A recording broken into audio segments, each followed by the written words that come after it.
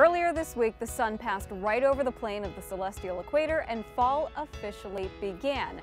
But the astronomical season's start time shifts year to year. I'm explaining why that happens in this week's Heather's Weather Wise. Let's start with some elementary Earth science. It takes 365 days for the Earth to make one lap around the sun. That's 1 year for us humans. Now, in addition to that, Earth's axis is tilted at about 23.5 degrees. It points towards the North Star Polaris. With me so far? Cool.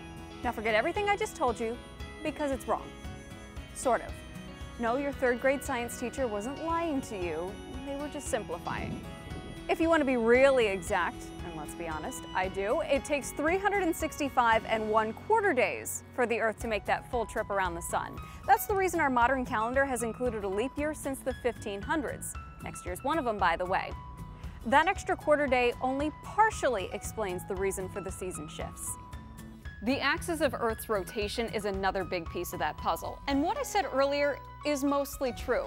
The Earth does rotate on an axis that's angled at about 23.5 degrees. But over a period of about 40,000 years, that axis actually wobbles back and forth between 24.5 degrees and 22.1 degrees.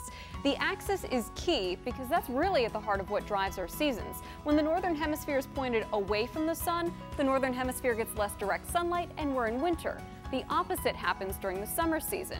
Now, because the axis wobbles a little bit, the arrival time of each season can change very slightly as well.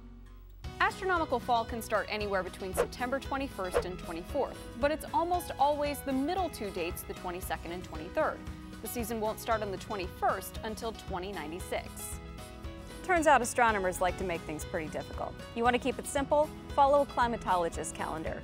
Fall starts every year on September 1st, no ifs, ands, or buts.